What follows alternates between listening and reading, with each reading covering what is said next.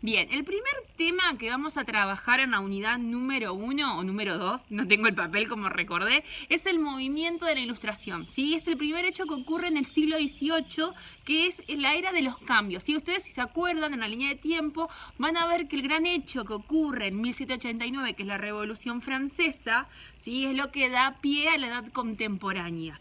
Bueno, esos hechos que nosotros tenemos que ver, la Revolución Francesa, la Revolución Industrial, tienen un principio, un fundamento teórico en lo que sería el movimiento de la Ilustración. ¿Sí? El movimiento de la Ilustración es una continuidad, ¿sí?, de lo que sería el Renacimiento y el humanismo, que lo vieron en segundo año. ¿Sí? Esas ideas donde el ser humano toma protagonismo de su historia, tiene ese inicio en lo que sería el movimiento de la Ilustración.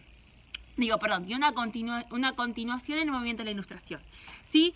Tiene ciertas características el movimiento. Van a ser en Francia, ¿sí?, los principales ideólogos de esta ideología van a ser Rousseau, Voltaire y Montesquieu. ¿Sí? Repita, Rousseau, Voltaire y Montesquieu. ¿Sí? Son los tres ideólogos principales que serían la parte filosófica. Son filósofos que van a plantear una nueva forma de ver. Que esas ideas después se van a tomar en Inglaterra, que lo va a transportar en el lado económico, que después lo vamos a trabajar en la Revolución Industrial, con lo que sería el surgimiento o... No, el surgimiento no.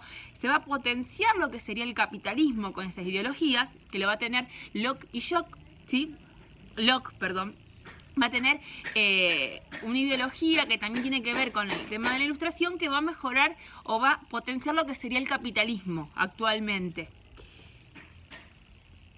Bueno, en Francia se van a dar estas características. Primero de todo, la razón, ¿sí? El ser humano va a poder, a través de la razón, vivir mejor.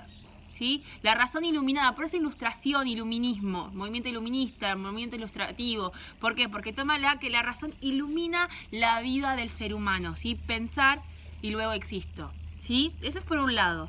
La segunda es la creencia de la bondad humana. Esa famosa frase que el hombre nace bueno, pero la sociedad lo corrompe, ¿sí? Viene desde ahí, desde la Ilustración, ¿sí? Estos personajes, estos filósofos ilustrativos planteaban que el ser humano nacía bueno.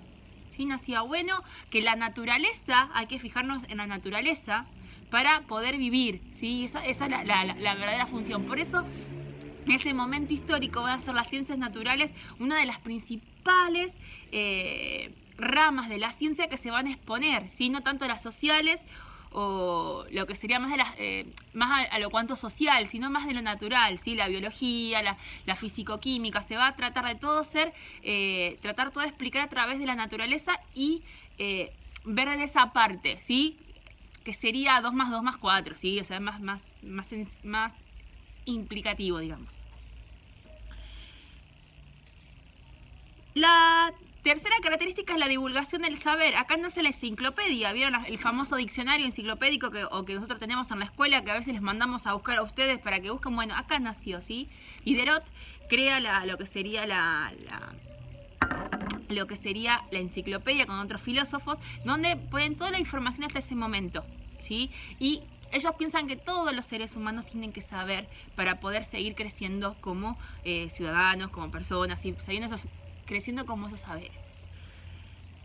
Después tenían un rechazo a las verdades absolutas. Yo decía que no hay una verdad absoluta, o sea, que no es que sobre todo esta crítica va hacia la iglesia, ¿sí? La iglesia planteaba que el ser humano, por ejemplo, venía de Dios.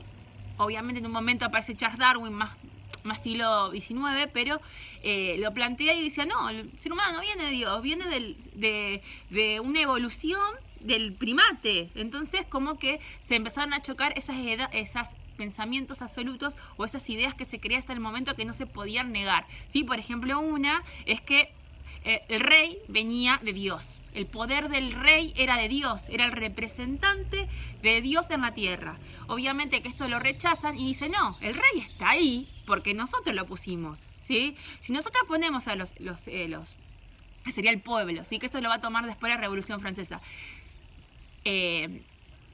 Como les decía, se me tildó. Planteaban que sí, el poder venía del pueblo, o sea, del soberano, que somos nosotros. Cuando el soberano se enoja, le saca el poder al rey y se va. Entonces no es un poder divino. Esa es una de las cuestiones que van a rechazar estos filósofos ilustrativos. Van a tener de ahí actividades, ¿sí? La primera actividad es la actividad 1 y la actividad 2. La actividad 1 tiene que ver con qué es el movimiento ilustrativo, ¿sí? Con la ilustración. Tienen ciertas preguntas. Y el punto 2 es los filósofos que acá, bueno, Rousseau, Montesquieu y Voltaire. Van a ver que son textos bastante largos, no los tienen que copiar lo de los filósofos, solamente lo que está en rojo, ¿sí? Lo que está en rojo. Y van a tener que completar un cuadrito, contestar unas preguntas y lo de las fuentes históricas y de los actores históricos. Tienen que reconocer qué actores hay. Recuerden que los actores son 3: colectivos, institucionales e individuales. Los individuales resaltan con el nombre, los institucionales tienen que ver con el organismo del Estado y los colectivos son los que resaltan en conjunto.